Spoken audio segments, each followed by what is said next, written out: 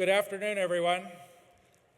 My name is Wayne Drinkword, class of 73, and I'm chair of the Board of Trustees, and I'm here to welcome you to the 55th commencement of Harvey Mudd College.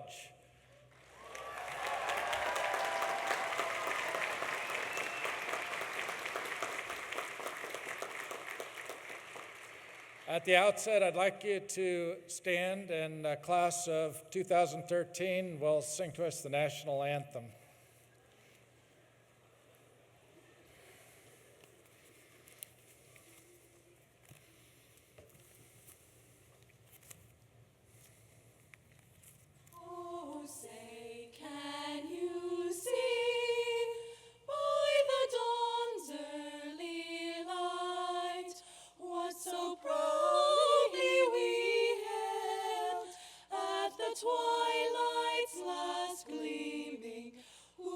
Stripes and bright stars through the perilous fight, o'er the ramparts we watched were so gallantly streaming, and the rocket's red glare, bombs bursting in air, gave proof through the night that our flag was still there. Oh, say does that star-spangled banner yet wave o'er the land of the free and the home of the brave.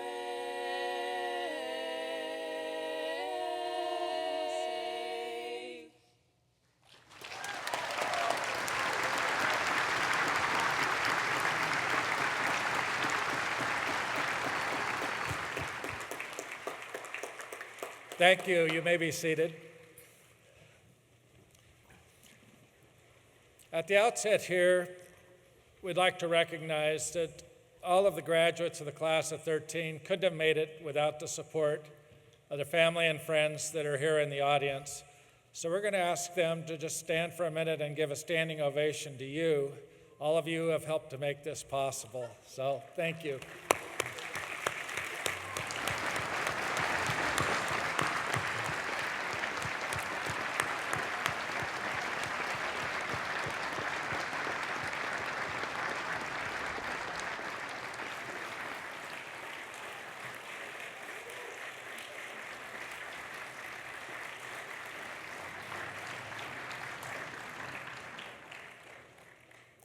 Well, thank you.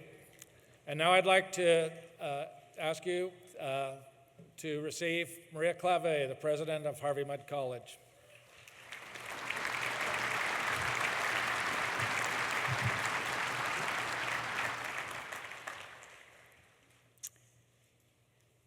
As we begin this ceremony, I want to join our chair, Wayne Drinkword, in welcoming our class of 2013, who are, after all, the whole reason we are here this afternoon. So please join me in congratulating them.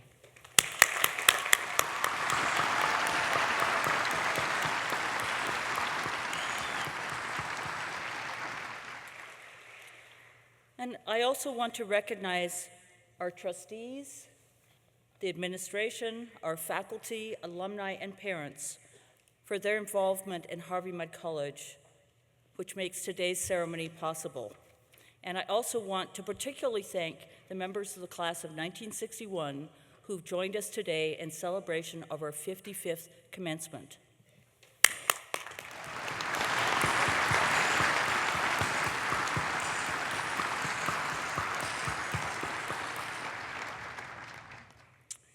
We will now award the Henry T. Mudd Prize. In 1992, the college began a tradition of recognizing during commencement one who has contributed greatly to generations of students and to Harvey Mudd College. The first recipient of the Henry T. Mudd Prize was President Emeritus, Professor Emeritus, and Trustee Emeritus, Joseph Platt, also known as the person after which almost everything is named. By tradition, the selection of the awardee is done in sequence, and the recipient is not informed until this moment. The honoree will receive a $4,000 award, $2,000 of which is designated for use within the college at the discretion of the awardee. The citation reads, "For his exemplary service to Harvey Mudd College spanning more than 3 decades, during which he has served with kindness, collegiality, and expertise, for his selfless dedication to student achievement, helping to shape the first-year experience through his teaching of first-year courses and laboratories, guiding students to academic success and devoting countless hours to students and the college." Okay, there's about 10 people now. "For his kind heart, which is ever apparent in his interactions with students, faculty, and staff. For his active role in mentoring both students and faculty, being a strong ally of new faculty, leading by example with his dedication to excellent teaching while maintaining balance in his life. For exhibiting a quiet voice of reason in faculty meetings, where he is unpretentious, low-key, soft-spoken, but authoritative. For his service as a trusted advisor to the administration, particularly to the deans of students, whom he has supported with distinction on the Dean of Students Advisory Committee. For his leadership on the Department Chairs Committee for more than 13 years, during which time he shepherded the college into the adoption of the joint major in chemistry and biology. For admirably serving the college in a number of major leadership roles, including department chair, director of the freshman division, and core curriculum director. For epitomizing altruistic loyalty to Harvey Mudd College, being a true citizen of the community, a faculty member to be emulated and celebrated. Dr. D. G. William Daub, Steely Wintersmith Mudd Professor of Chemistry, is hereby designated as the 213 recipient of the Henry T. Mudd Prize. Bill.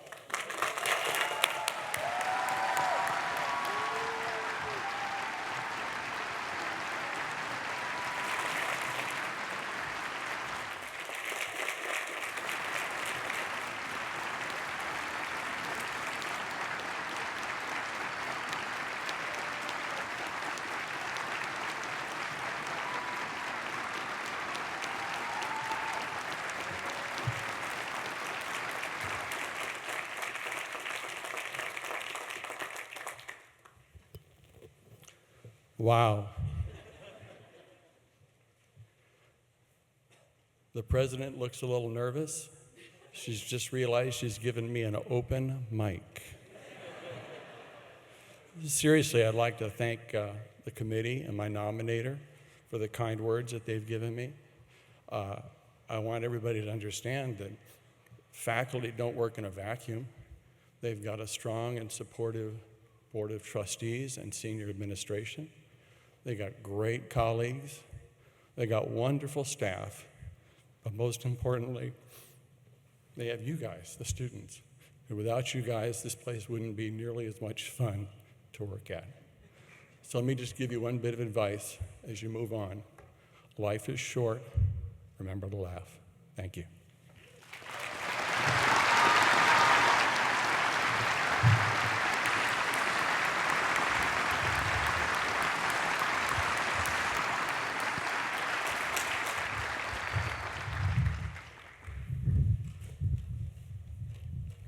Our next speaker is Alex Story-Lombardi from the graduating class. Alec is a graduating engineer from Pasadena, California. While negotiating the typical heavy workload for his degree, Alex spent his first 2 years at Mudd working as a martial arts instructor. During his last 2 years, he helped design and test hardware for geostationary communication satellites, as well as low Earth orbit research satellites. Please join me in welcoming our senior speaker, Alex Story-Lombardi.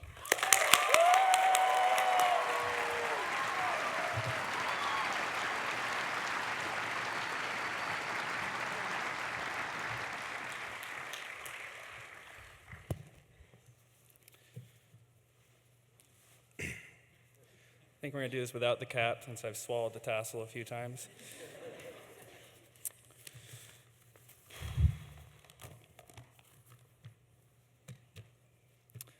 So, freshman year, during a math class in Galileo Hall, one of our professors posed some questions to the class.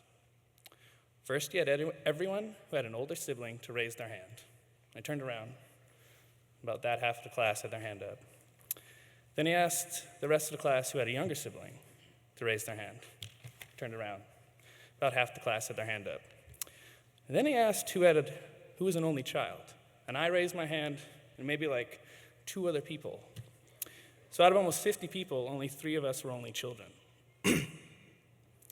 Up until this point, it hadn't really dawned on me how common having siblings was, how the majority of my classmates had spent most of their lives living with another person around their same age, sharing their personal space, their toys, their family vacations, and being grounded unfairly by their parents. I mean, I didn't even have cousins until recently, so I was an only child. But 4 years ago, I was suddenly living in a dorm room with a roommate, with suite mates, sleeping with earplugs and sound-canceling headphones because of the speaker bar located directly outside my door. Talk about some culture shock. And the reason I bring this up is as an only child, the importance of friends becomes quite apparent early on in life. It doesn't matter how fun your new game is or how awesome your bike is. If you don't have people to share in your experiences and you in theirs, you miss out on the best parts of life. Because the people close to you are what make every day worthwhile. And so siblings, cousins, parents, uncles, aunts, grandparents of my fellow Mudders, I would like to thank you again for giving me the privilege to spend the last 4 years of my life with the best friends I've ever had. Any contributions you made or sacrifices you were willing to undergo to ensure that we made it here and were successful, thank you. Thank you for letting a part of your family become a part of this family. And for these last 4 years, Mudd has been this family's home. The first time I realized this was freshman year, when I was playing on the CMS football team. We were at an away game in Portland, and I was staying in a hotel with 75 CMCers and Chet Korkos. So 76 CMCers. And I realized I was feeling a little homesick, but not from my house. I wanted to be back at Mudd in my dorm room at Lind with the speaker bar and with my friends. My home is where my family is, and after just a few weeks, I knew that Mudd had become my home and that my friends had become my family. The closest things to brothers and sisters I will ever know. So when I was trying to figure out what to say today, I thought about what applied to all of us. I thought at first maybe I could talk about our shared struggle through schoolwork, but I've only done one of the majors, and that one major has several different options in it. So unless I wanted to bring us all back to core, talk about the great times we had there, I thought we didn't need to dwell there too long. Then I thought maybe I could look forward and talk about the stuff we're going to do because of our time here. Successful careers we're going to have. New technology will develop. Incredible research and discoveries we'll make. The ways we're going to change the world. Then I remembered I couldn't see the future, so I ended up where Mudd has had the greatest impact on me, with the friends I've lived with and worked with and succeeded with and failed with the mentors who've guided me from the mindset of I want to be an engineer so I can build the Iron Man suit to I guess I'll settle for building rockets and satellites instead. And maybe get around to the suit later, you never know. So this is where Mudd has been special, has been different from what I see and what I hear when I talk to my friends at other colleges. Reputation-wise, Mudd is seen as a place that molds students into exceptional professionals in industry or academics through the use of a very rigorous curriculum, designed, as Professor Spute says, to throw the students off the edge of the dock and see if they can swim back to shore.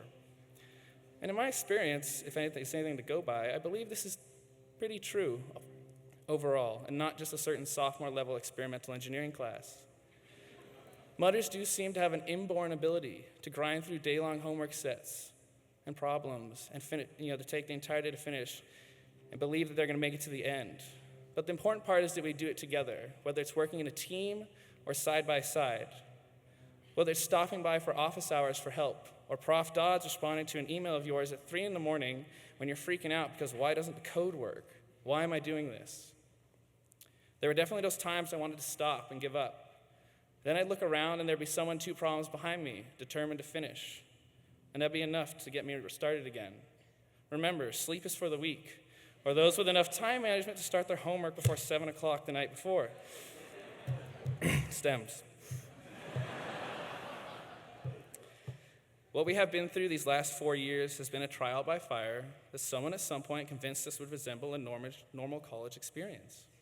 They said, yeah, you work a little harder, your GPA won't be as high as you want or high at all, but it'll be worth it in the end. You'll be happy with where you end up, with the skills you attain, the knowledge you gather, and the friends you make. And despite Mudd's amazing reputation and the brilliance and character among your peers and professors that is so common, you just take it for granted, there's still doubt that creeps in. I've had it, I've heard my friends echo it. Is this really worth it? Is this what I want to be doing?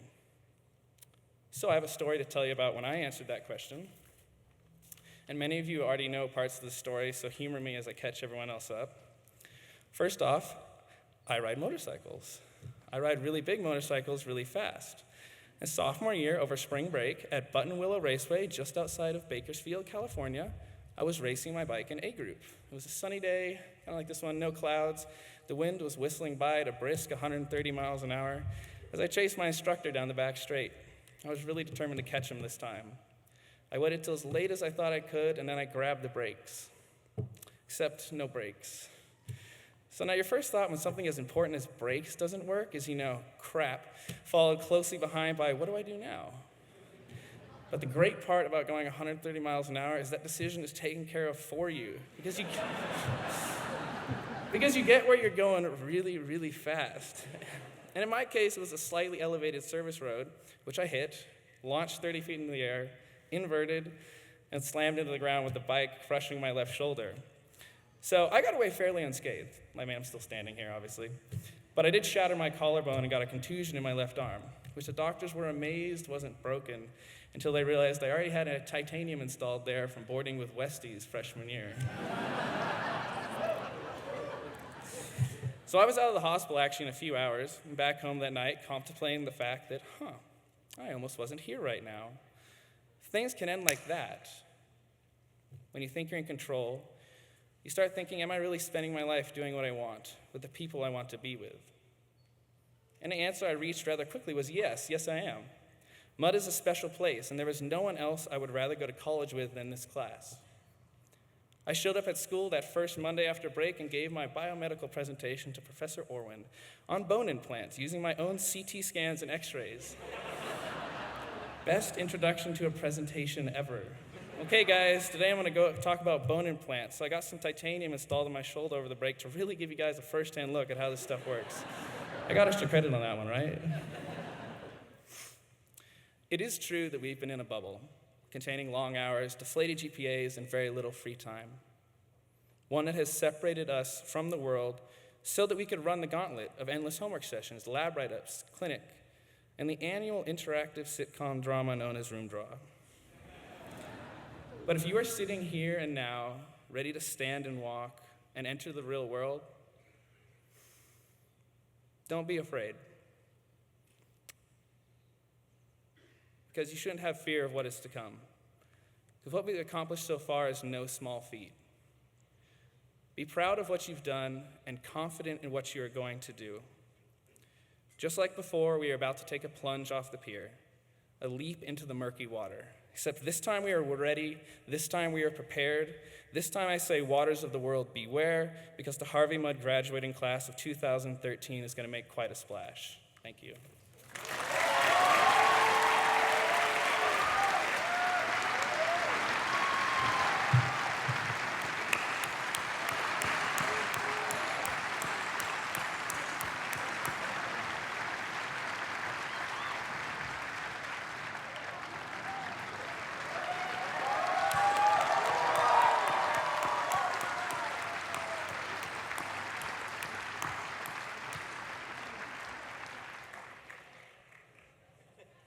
Way to go, Alec. I hadn't heard that racing story. I had a similar accident when my brakes, well, actually, the problem was I was on a bicycle and my rear brake had been damaged and I didn't know it. I was going down a very steep hill very fast and I braked. And you all know what happens when your front brake works and your rear brake does not. Fortunately, I was wearing a helmet. I'm delighted to welcome today's commencement speaker, Nobel Laureate Carl Wieman. Dr. Wieman is a distinguished scientist who has pushed the boundaries of knowledge in atomic and laser physics. He's a joint winner of the 2001 Nobel Prize in Physics for creating the first Bose-Einstein condensation. This condensation is a new form of matter that occurs when you cool things down to extremely low temperatures. So, for example, much lower than outer space. But the reason that Carl is really our perfect commencement speaker is not just because he won a Nobel Prize, though we like that too. It's because he also has another area of research that focuses on improving science education through quantitative study. He conducts detailed analyses of how scientists think, as well as how to most effectively teach this scientific thinking. He has studied issues such as student beliefs about physics and chemistry and the most effective ways of teaching problem-solving skills. Carl's ultimate goal is to transform science education by encouraging the widespread use of effective research-based teaching practices. Carl founded the Science Education Initiative at the University of Colorado and the Carl Wieman Science Education Initiative at the University of British Columbia, where he now teaches. Well, actually, that's a little out of date. These two centers work to improve teaching in large, research-intensive science departments by creating and rigorously testing innovative teaching methods and technologies. One such innovation is the Physics Education Technology project he created at the University of Colorado. The program designs online interactive simulations of natural world phenomena and studies how effective these are at teaching scientific concepts. Carl has received numerous awards, including the National Science Foundation's Distinguished Teaching Scholar Award, the Carnegie Foundation's U.S. University Professor of the Year Award, and the American Association of Physics Teachers Oersted Medal. He was the founding chair of the U.S. National Academy of Sciences Board on Science Education and served for 2 years in the Obama White House Office of Science and Technology Policy, where he helped drive the White House's effort to improve science and math education nationally. So please join me in welcoming Dr. Carl Wieman. Thank you.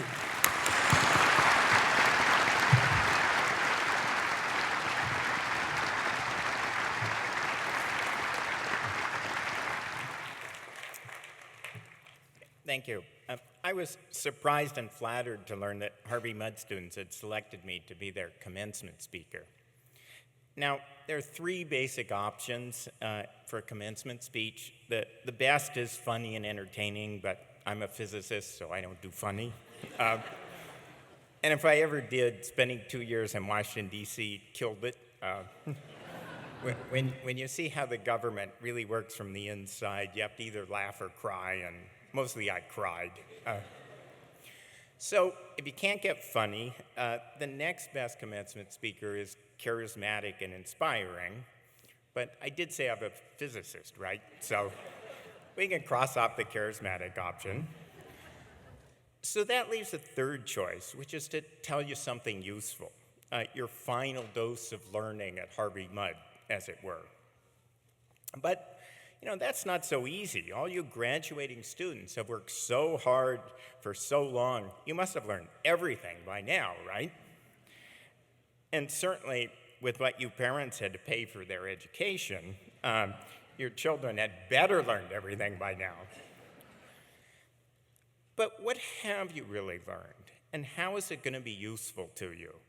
I mean, this question gets at the nature of expertise in science and engineering and how it develops. And that's what I've been studying for the past couple of decades, because it's really at the heart of science and engineering education. Now, if you start by looking at the knowledge that practicing scientists and engineers use in their daily work, and you compare that with what they learned in school, it turns out they only use a tiny fraction of what they learned in school, maybe like 10%. And conversely, all that information and techniques they learned in school, they only use about 10% of it. Now, at some level, this shouldn't really surprise you because science and engineering fields are moving so rapidly that what you know today will be at least partly obsolete in just a few years. But on the other hand, those numbers sound pretty terrible. You know, it sounds like I'm saying that 90% of all that work you students did and 90% of all that tuition was largely wasted. I did warn you I wasn't going to be inspiring, right? However, I'm not really saying that, that was wasted. Instead, I want to share some thoughts with you about what you have learned that goes beyond the specific pieces of knowledge you've gained and, in fact, is the real value of your education. This is about how expertise develops and hopefully can help you better understand exactly what you've actually learned and how you learned it, and that'll allow you to use this learning better in the future and be more effective at building on it at whatever you choose to do. Now, so what researchers have learned is that reaching a certain high level of expertise, and by level of expertise, I mean the degree of which a person can think like and solve problems like a very high-level expert, whether that's a practicing physicist or an engineer or biologist. That level of expertise is really not about having taken a lot of courses and covered a lot of topics. Acquiring expertise is actually a process of brain development that only comes about through strenuous and prolonged exercise of the brain in the right way, practicing expert thinking. And so just like a muscle that develops when it's used strenuously, when the brain's pushed hard, it responds by changing and getting better. And similar to a muscle, it's that process of putting great demands on it that cause it to respond and improve. And that using either a muscle or your brain at some low level doesn't really have much effect, even if it's done for a very long time. So there's real value in all that very hard work that you did, that straining to make sense of those, strange ideas at 2 o'clock in the morning.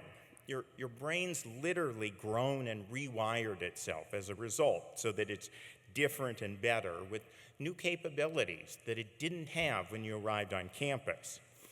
We can actually see those changes now with new brain imaging techniques. But what are those capabilities of your upgraded brain? At the simplistic level, it means better problem solving. But looking in more detail, what it might mean, it first means you have a whole new mental framework for organizing all your knowledge so that when faced with a new problem or question, you can quickly figure out which of that knowledge is useful and apply it appropriately. Also, your brain's now wired to recognize complex patterns and relationships and concepts that guide you in solving problems and creating good designs. Finally, it also means you have the capability to test if you understand something, or an explanation makes sense, or your solution to a problem or a design is good or not, and then change what you're doing accordingly. This capacity to evaluate one's own thinking is actually one of the most important and overlooked aspects of expertise. It really develops only through practice and largely through interactions with your peers. Now, when researchers study people who have reached very high levels of expertise, they find it takes about 10,000 hours of this intense, concentrated mental effort to become a world-class expert in pretty much any established field, including all those in science and engineering. Now, if you add up the number of hours you've spent studying intently at Harvey Mudd, and I'm assuming you're all thinking and calculating that, my estimate it's actually less than 10,000, but you've actually done a pretty hefty fraction of that 10,000 now. So you're not done, or at least you're not as good as you can be, and likely will be one day, but you're well on the way. You've acquired a lot of expertise, your brain's a lot better than it was when you started 4 years ago, and you're able to do a lot that you couldn't do before, and you have a very solid foundation and framework of expertise to build on. This number 10,000 hours in itself is kind of interesting.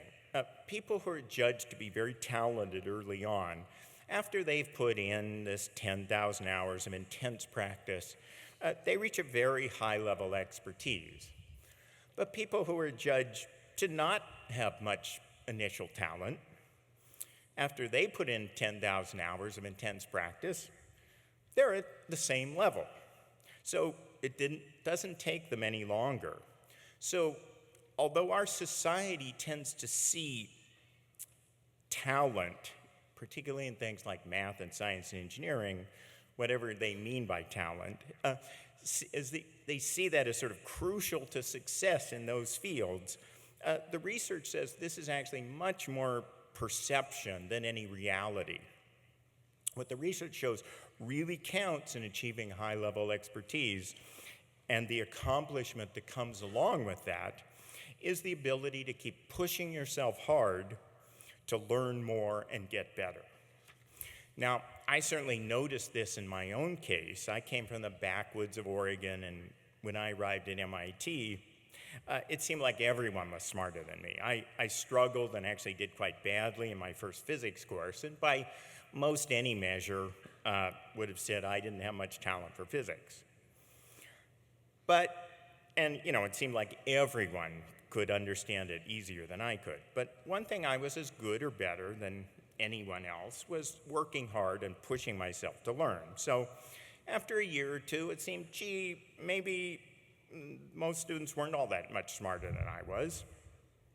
And by the time I got to graduate school, it was pretty clear that I'd put in more hours thinking hard about physics and studying physics than most of them, and they were starting to come to me with questions.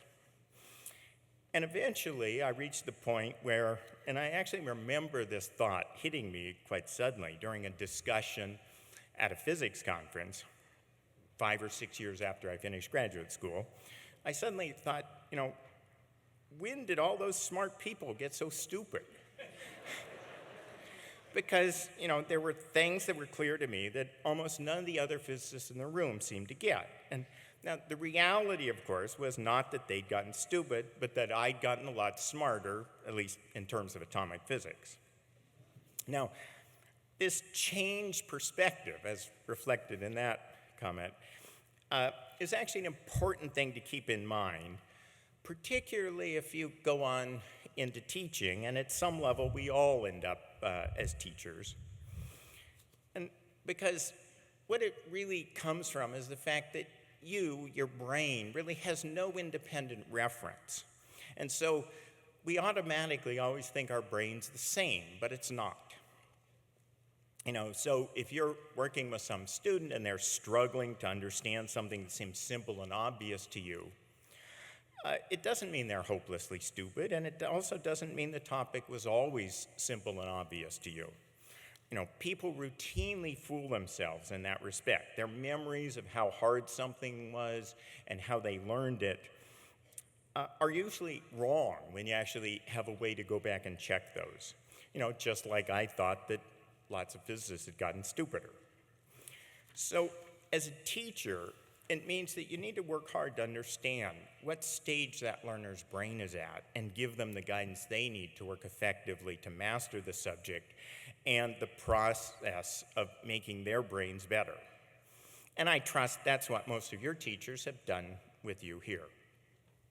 Now, from all that I've heard about Harvey Mudd graduates, in addition to you improving your brains, you've learned that most important of all skills, how to push yourselves hard to learn more. And hard doesn't mean unpleasant, and in fact, at your level, it really shouldn't be unpleasant from now on. Because we all know that the things that are most satisfying to accomplish are those that are most challenging, and that as one more deeply appreciates the value of mastering something, the more you actually know about the subject. So if you have a deep appreciation for some particular area of science and engineering, then deepening your learning and expertise about those subjects further should be becoming more worthwhile and rewarding to you. So finally, to summarize, that the actual learning that you graduates have achieved is far more important than any particular set of topics and techniques. It's basically, first the expertise and the better brain that goes along with it that you've developed, the ability to work hard to learn new things, the satisfaction and confidence that comes from tackling very hard intellectual challenges and mastering them, and finally, it's appreciating the richness and the challenges and the opportunities in science and engineering.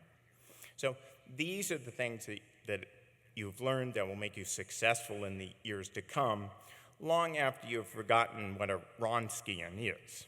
Thank you, and congratulations.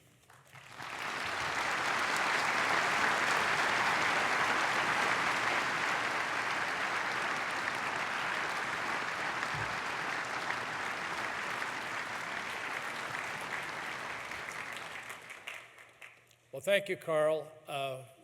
I can tell you that having graduated 40 years ago, I don't remember any of the content I learned, but I sure learned how hard it was to get through here.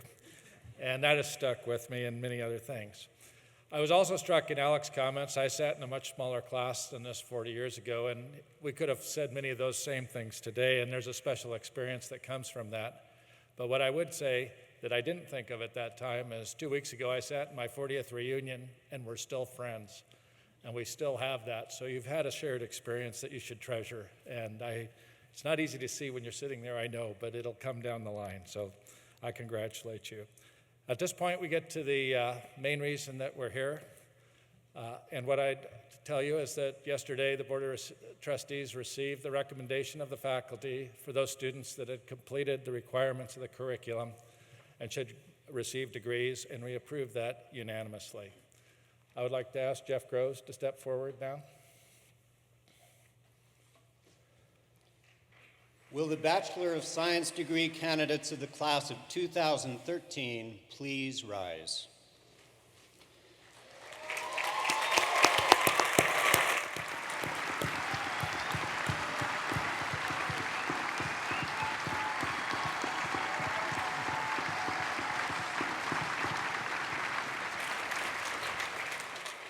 Mr. Chairman, on behalf of the faculty of Harvey Mudd College, it is my great pleasure to present the candidates who have successfully completed the requirements for the degree of Bachelor of Science. Based on the recommendation of the faculty and the approval of the Board of Trustees, I now award you a Bachelor of Science with all the rights, privileges, and responsibilities that accompany that.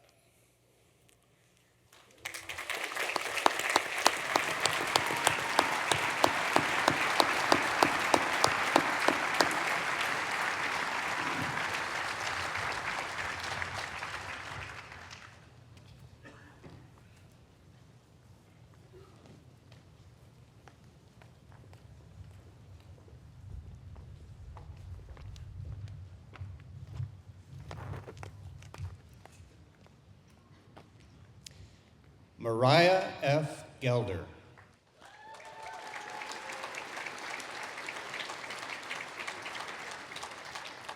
Connor Albach.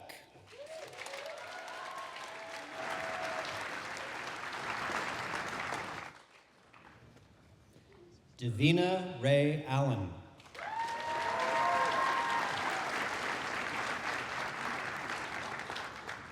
Eric Anderson.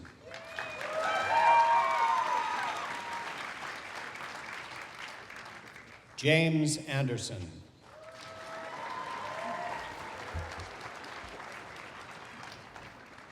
Trevor Apple.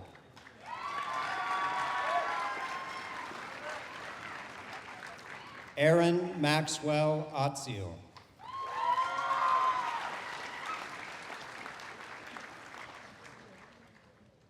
Eric Arthur Autry.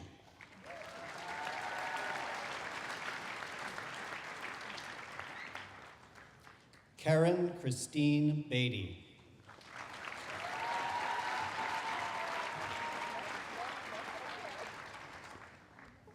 Olivia Beckwith.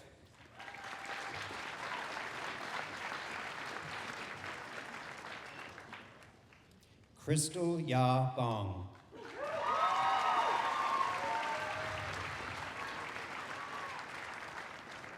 Liana Claire Boris.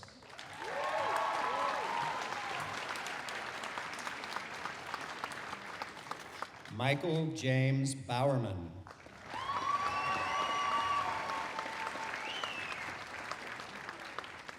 Devin James Bowers.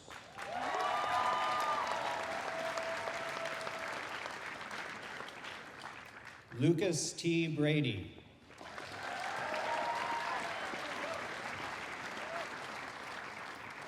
Charles Brayton.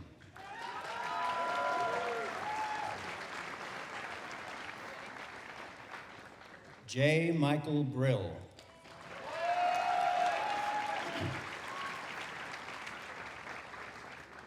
Adam Samuel Brown.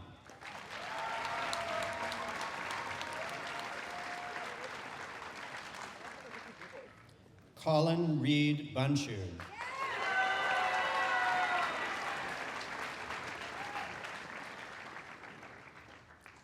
Brett Elliott Burley.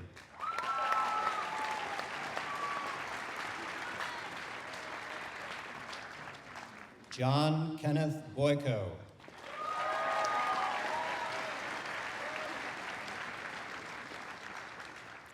Kyle Chen Carbone.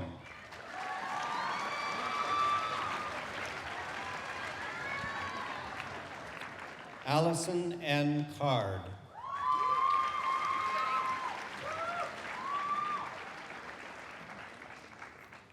Thomas Robert Carey.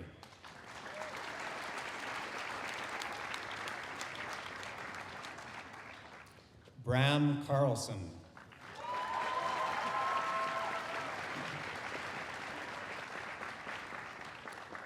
Rosalie J. Carlson.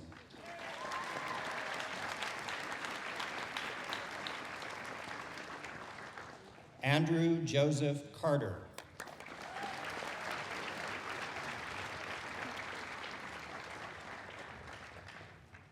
Stephen P. Cefali.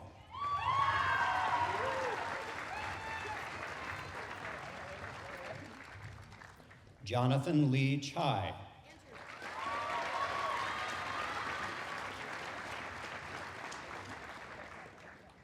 Kyle Clayton Chacos.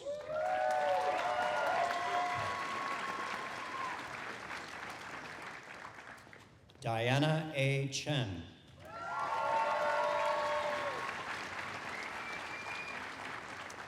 Anne Elizabeth Clark.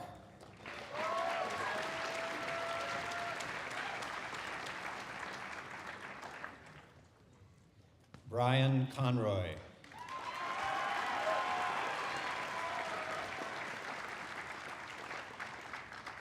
Se Young Cook.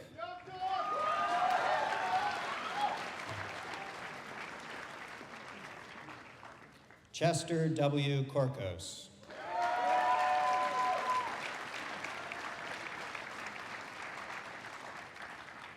Christopher Douglas Kotner.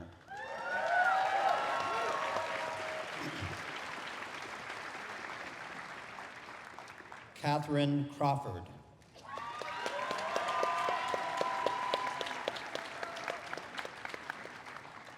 Jonathan Chance Crompton.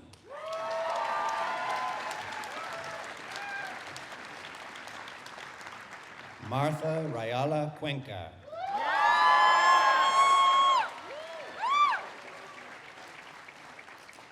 Rafer Thomas Urban Dannenhauer.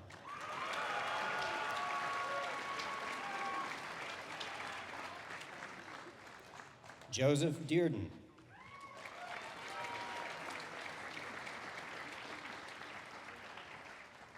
Michelle Elise DiRienzo.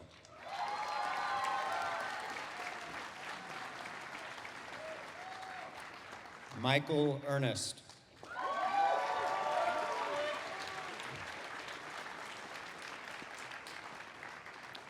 Beryl Tom Eggeter.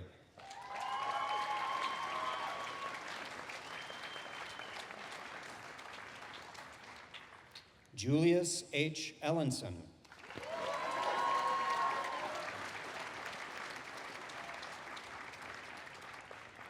J. Ryan Emery.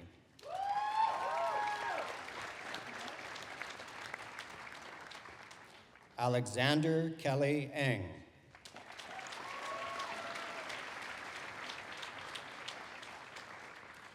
Chuyan John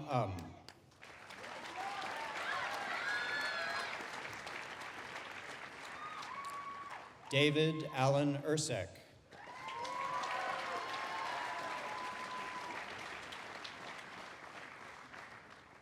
Guillermo Lazaro Esparza.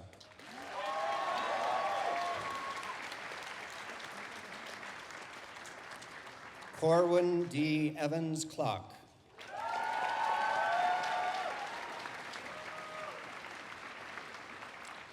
Jordan Ezel.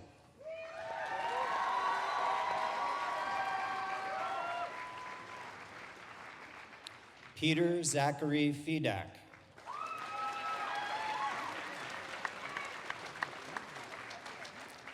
Patrick Rye Farron.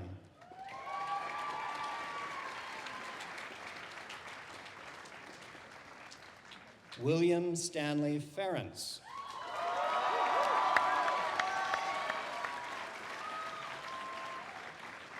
Jake Robert Fish.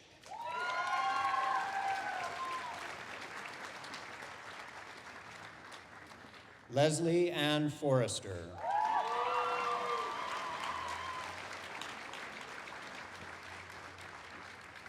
Max David Freifeld.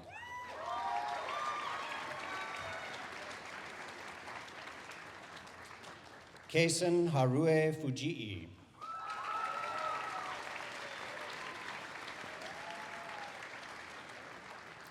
Christopher Paul Gage.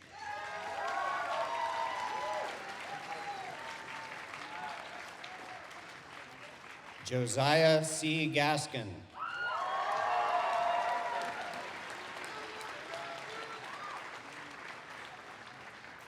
J. Zachary Gaslowitz.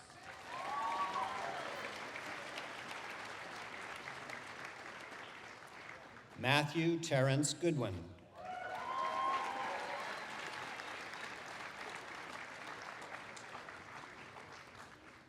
Samuel Hasty Gray.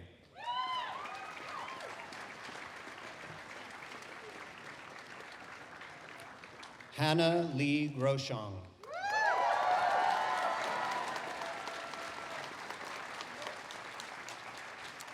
B.J. Gross.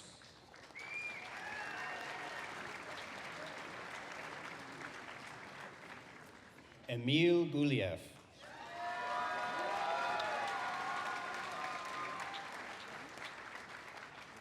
Stephen Hang.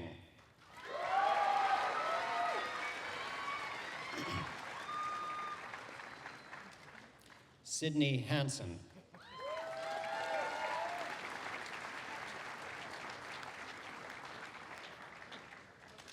Katie Roslyn Hauser.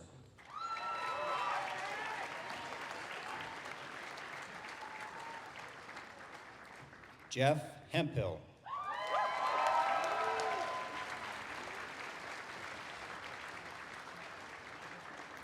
Jessica Lynn Hester.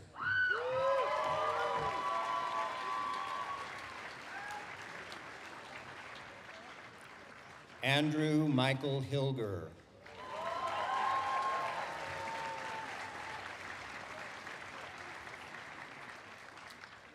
Katerina Pauline Hillicky.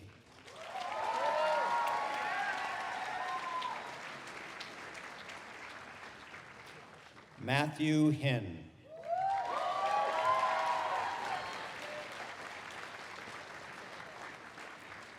Mai Diem Ho.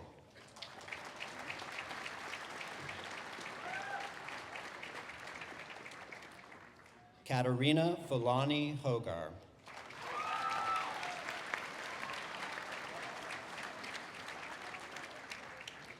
Richard Shea.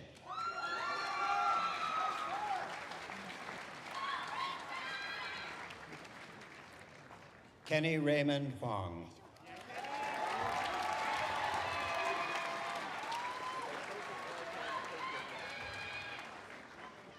Monica Huang.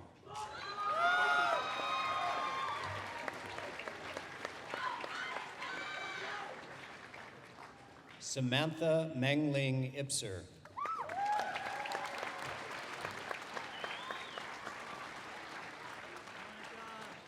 Tobin William Ivy.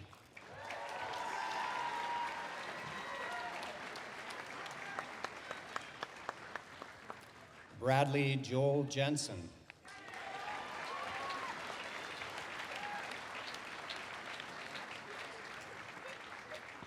Matt Johnson.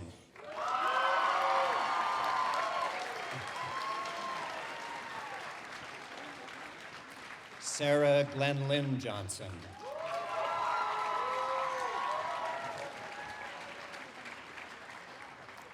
Hannah Karen Castine.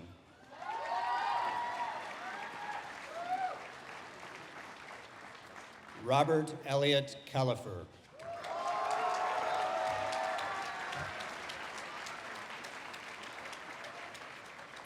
Andrew Kearney.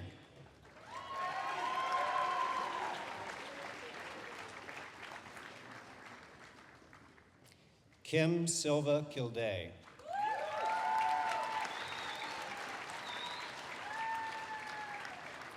Chi Yun Kim.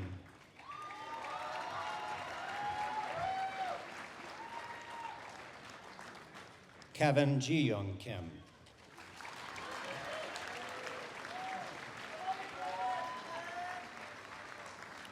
Nicholas Kincaid.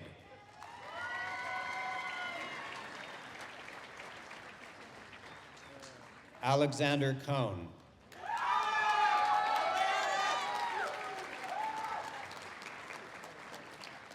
Maxfield Alexander Corbell.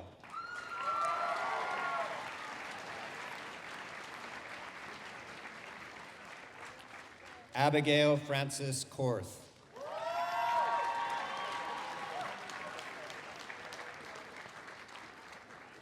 Ashley Marie Kretsch.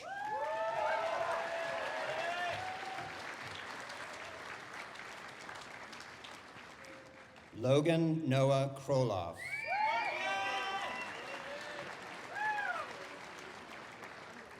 Maxim Olyegovich Kukartsov.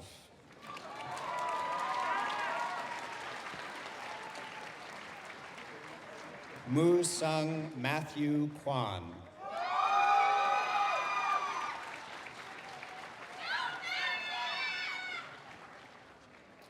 Christopher J. Lowinger.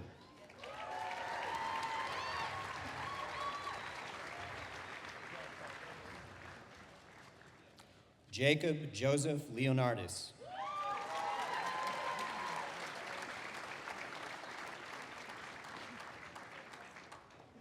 Stephen Charles Levine.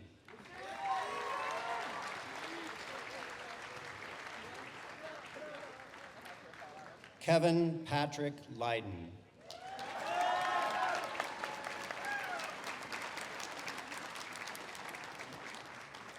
Jordan Wyatt Lebrandi.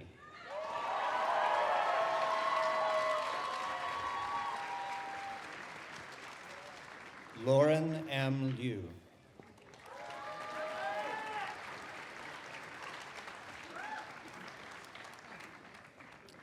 Eric Nicholas Littleton.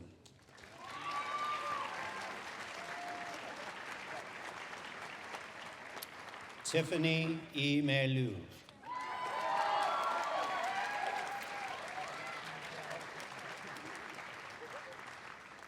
Andrew E. Loeb.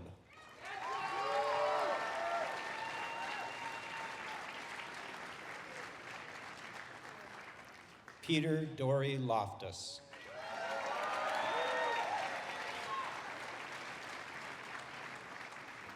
Michael Jeffrey Loy.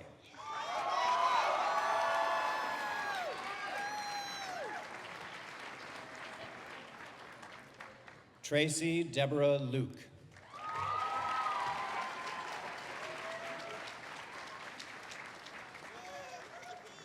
Laura Kathleen Dahlgren McGuire.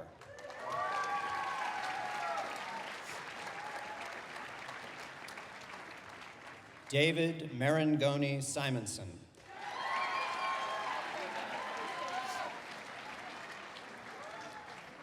Parker Kaufman Martin.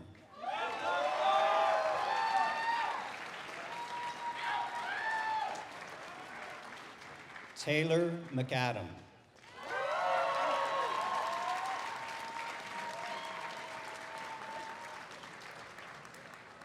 Corinne S. McElwain.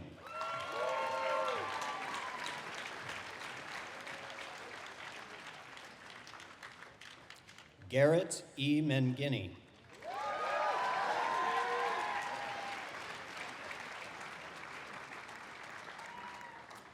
Maria Liana Lacerna Maraba.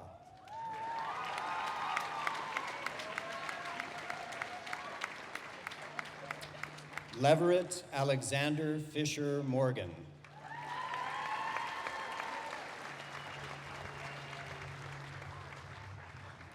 Michael D. Morton.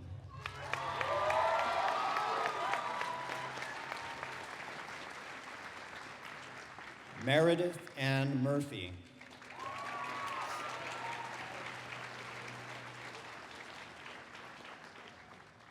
Bennett Sar Naden.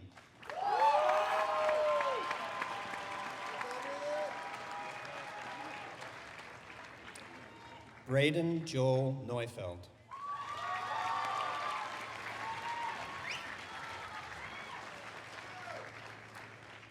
Paula Sihong Ning.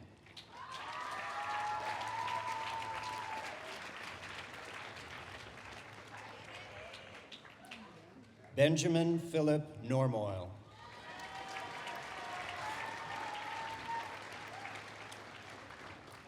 Amelia Cheney Nybeke.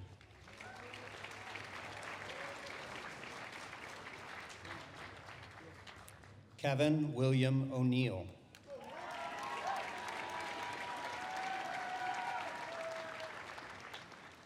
Tyler Allen Ochiai.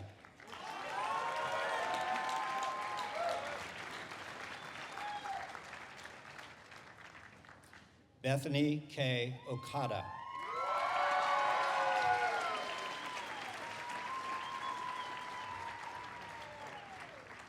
Jacqueline Merrill Olmos Silverman.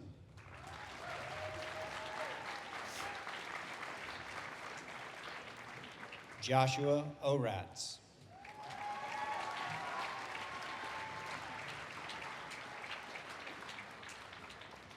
Carl William Pearson.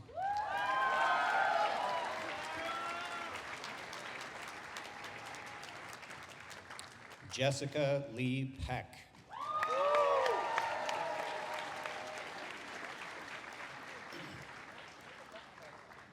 John Lee Thompson Peebles, Jr.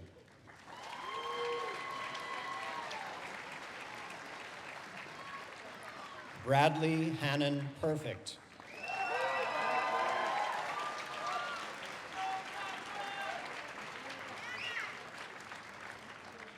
Ilona Caroline Phipps Morgan.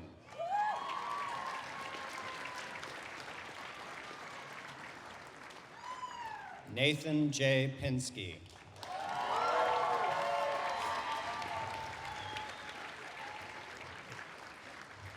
Brianna Balin Posadas.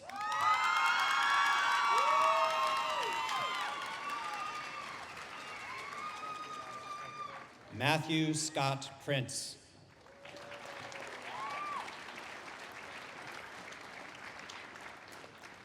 Carola Midori Purser.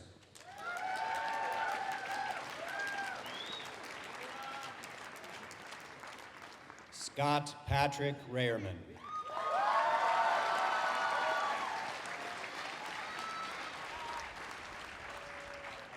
Christine Ree.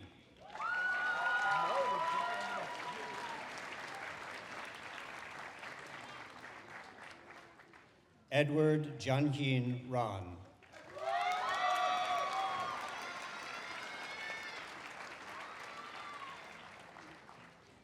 Kevin Samrick.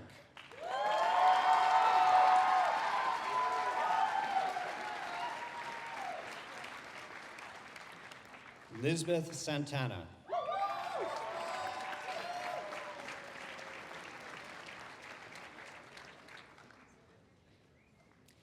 Elizabeth Amy Zarapata.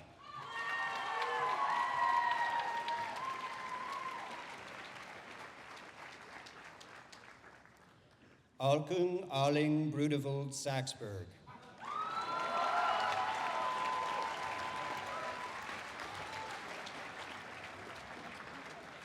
Masahito Richard Sayanagi.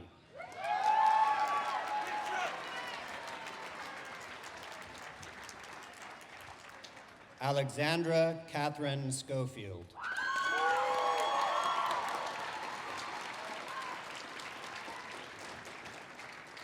Elizabeth Ashley Schofield.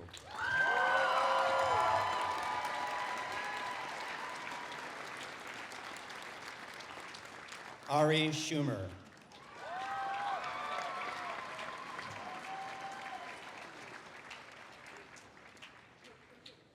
Jonathan M. Schwartz.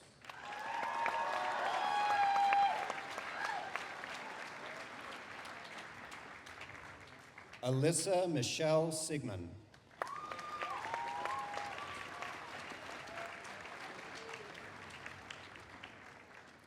Tyler Evan Smelt.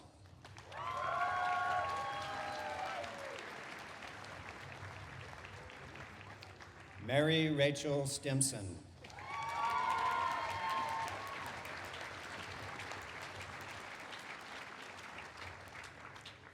Alec Story Lombardi.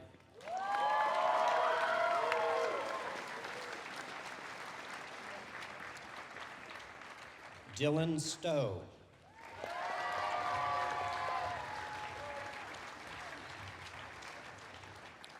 Jessica Ann Streitz.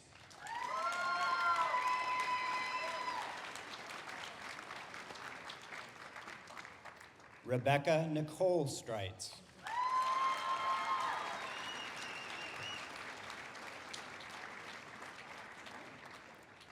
Jessica Stringham.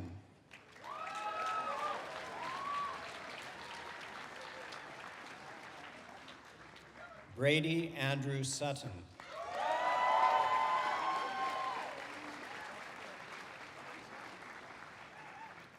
Ryan Choi Takahashi.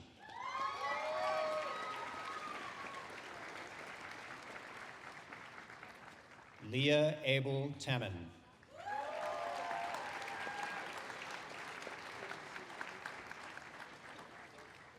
Lawrence Richard Thibodeau.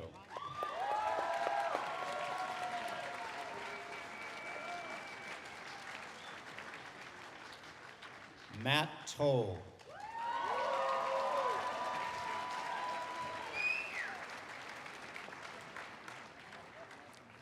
August Toman Yi.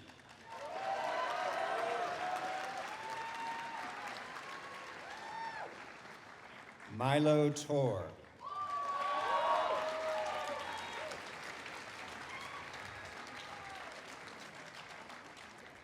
Serena Tran.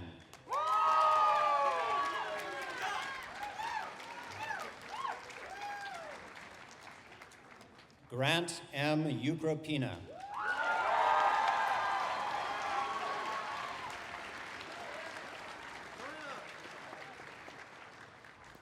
Carlo Vaccari.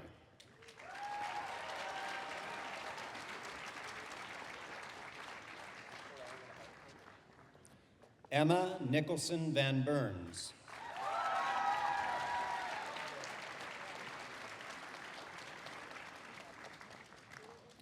Kevin Roberto Varela O'Hara.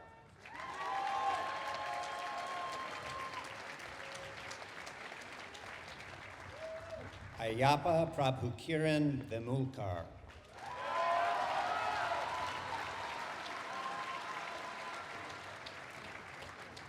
William Alejandro Villagomez.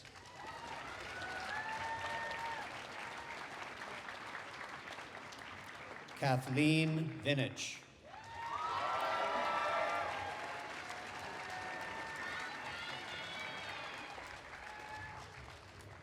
Brian Joseph Visser.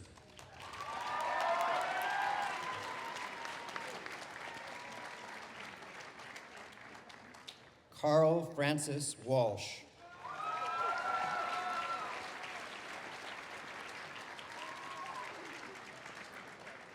Ziwei Wang.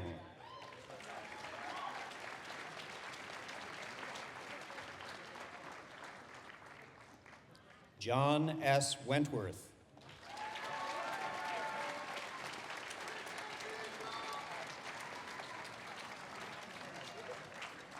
Megan Michelle Wheeler.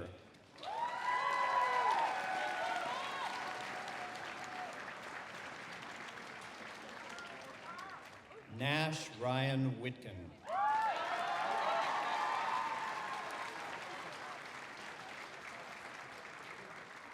Timothy Adam Yee.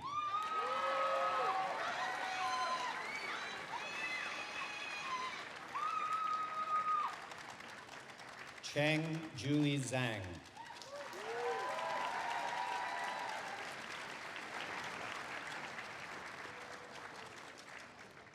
Dustin Ryan Zupke.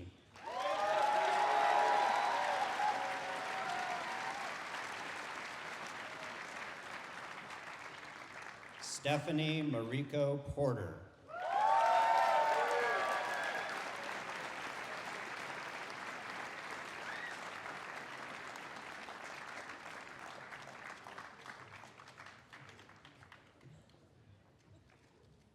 And now, congratulations to the HMC class of 2013.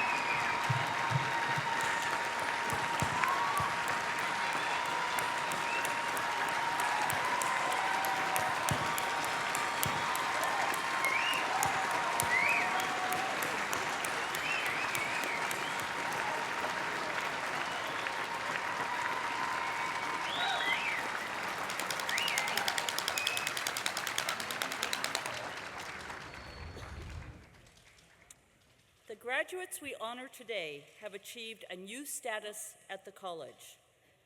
They are Harvey Mudd College alumni. And here to welcome you to that amazing group of people is Glenn Hastings, class of 1993, president of the Alumni Association. Glenn.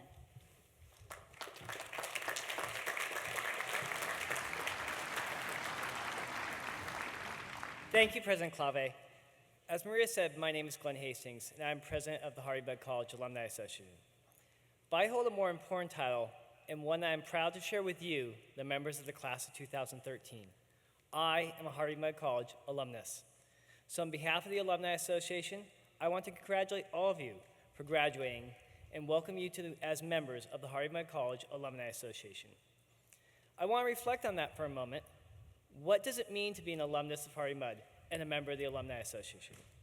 Sadly, there is no secret handshake unless the class of 61 simply has not told me yet. There's no signature ring, and we don't have blocks of tickets for Mudd's annual Rose Bowl appearance, although I've heard we had played there once. It does, however, mean you are Mudders in all of our quirky, amazing glory, bound by an honor code, passionate about learning, intellectually curious, driven to push ourselves in all of our endeavors, whether Frosh Chem, STEMs, apparently motorcycling, ballroom dancing, summer research, or even humans versus zombies. And united by a mission founded on leadership and impact. And it is exactly those qualities that will allow you to go wherever your passion and energy take you. Mudders are professors and teachers at all levels of education, from the sciences to the humanities. Engineering and scientists across hundreds of disciplines around the globe. Entrepreneurs, business leaders, futurists, doctors, attorneys, diplomats, astronauts, Oscar Award winners, and Tony Award winners. As you look at the mothers to your left and to the right, remember, these are the people, your classmates, who will change the world. So you might want to stay in touch. But you are only mothers because you, like those before you, had the fortunate privilege to attend this most amazing of college. How did that happen? Well, first, because you are all brilliant rock stars, of course. But then again, you could have gone anywhere. Yet you chose to come to and finish at Harvey Mudd. You each chose Mudd because something about this place, summer research, the core, the return on the investment, clinic, unicycles, a scholarship, strawberry donuts at midnight, something attracted you. These things that brought and kept you here did not happen by accident, but rather they are the result of both the entire community and the alumni who have come before you, blazing the trail, paying it forward, and giving back in countless ways, big and small, near and far.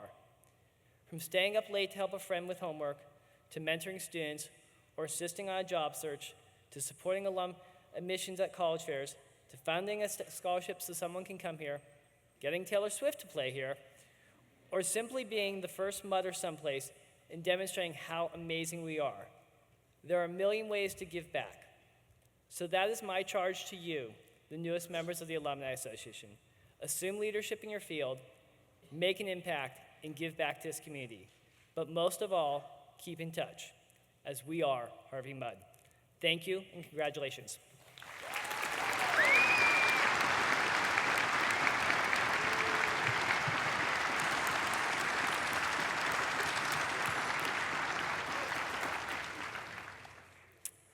Thank you, Glenn.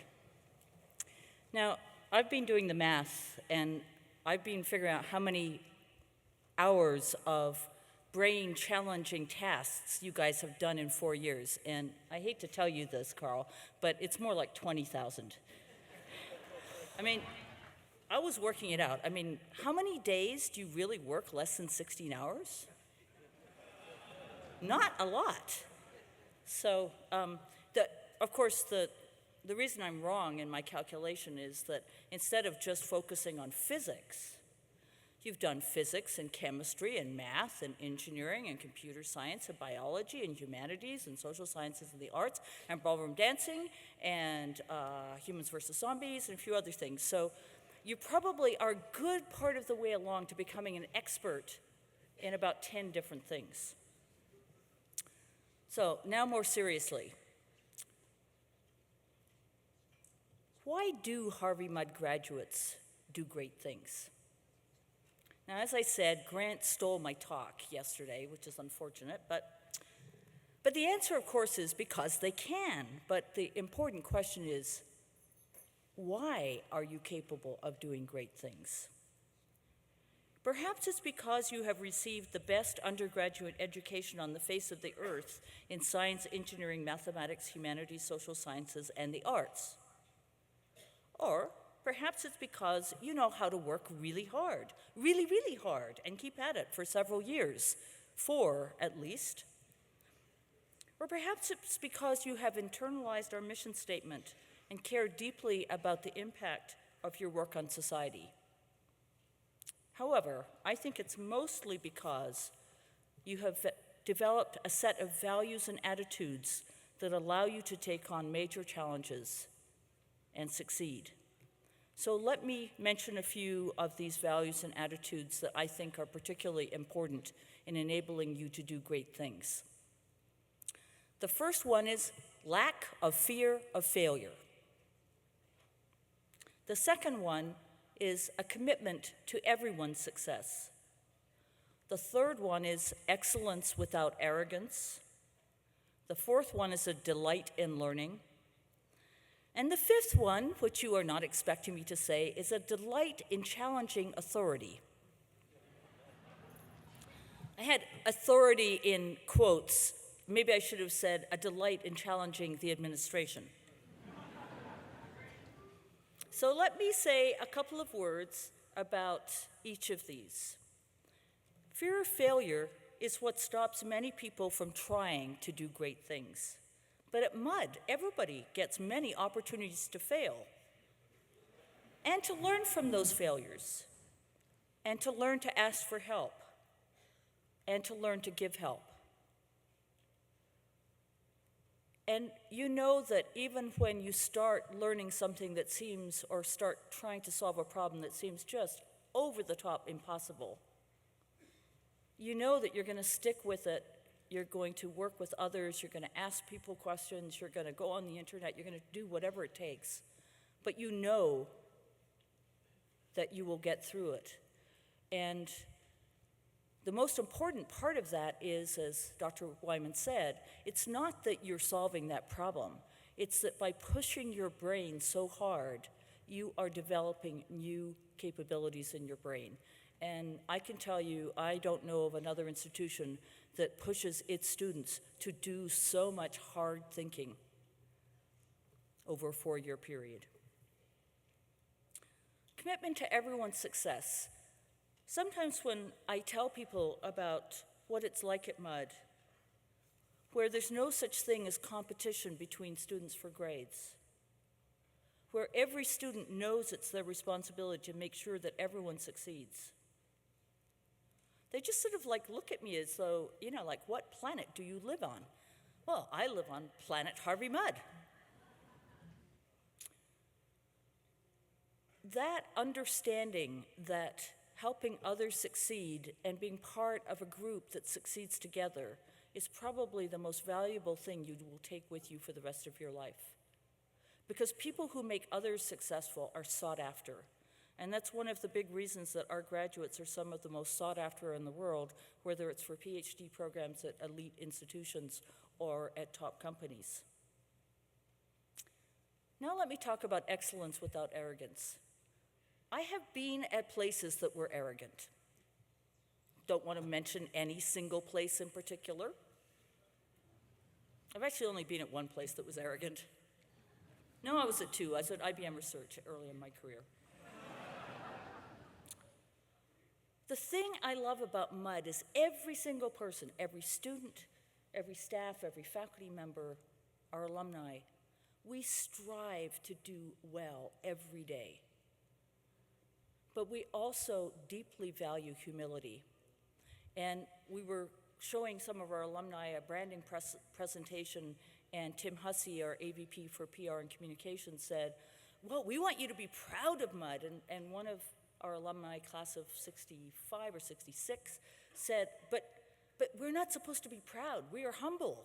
That's one of the things we take with us into life. And I think that that combination of striving for excellence every day and yet maintaining humility is, again, one of the things that enables you to be very successful. Now let me talk about delight in learning.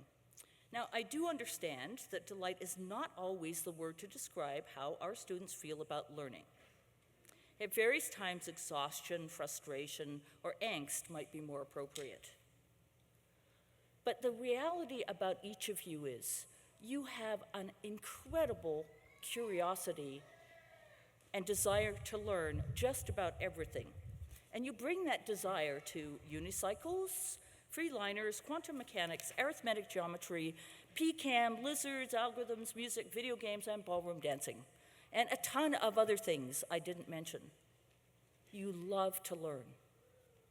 Now let me talk about the last one, delight in challenging authority. Yes, there are times when I'm reading Community-L, and yes, I do read it, but fortunately I do not have access to any of the dorm chat lists. Though I do occasionally get an email from a student who says, President Clavé, I just want to tell you that not every student thinks you're out to destroy us. Yeah, this was a tough year with the discussions about growing the size of the college, and I felt like I went from being the coolest president ever to the worst person in the universe just overnight by raising that topic. But even though I might feel that way at times, I really don't have much of a cause to complain because I was one of the student activists who held a sit-in at the president's office when I was a first-year student at the University of Alberta. So, I have an enormous amount of respect for students who challenge authority.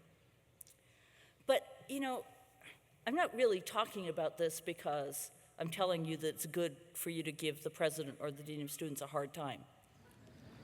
I'm telling you this because the people who do great things are the people who challenge accepted ideas and wisdom. They're people who are willing to say, yes, but couldn't you do, or isn't it possible, or why do you believe that? And you guys are really good at that. Really, really good at it. So every single one of you, I have absolutely no doubt you're going to go forward and do great things. You will do them in unbelievably different ways. But I know that you will do it. I've had 4 years to watch you. I've had 4 years to watch you grow. I am so proud of every single one of you. You are really quite different human beings. Even though you were totally wonderful when you arrived, we all know how much we love our frosh when we get here. But you have grown in unbelievably wonderful ways. And, I'm not the only person who says this. Our faculty say it. But I hear it over and over again from your parents. They say, my son or daughter,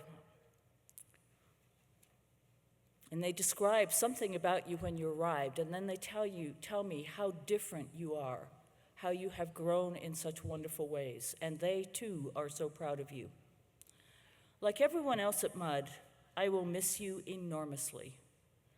I hope you will send me email, come back for alumni weekend every year, and I wish you the very best for the future. Congratulations on graduating from Harvey Mudd College, the best science and engineering undergraduate education on the face of the earth, and partly the best because of all of the humanities, social sciences, and the arts courses that you also take. Ladies and gentlemen, the 55th annual commencement ceremony of Harvey Mudd College is now concluded.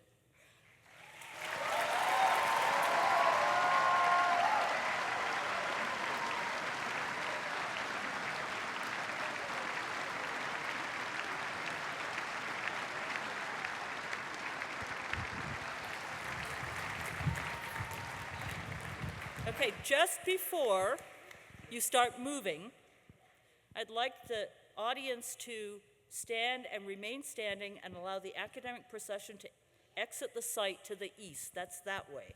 You may follow after the graduates to the reception in the Platt Courtyard back on the Harvey Mudd College campus. Thank you.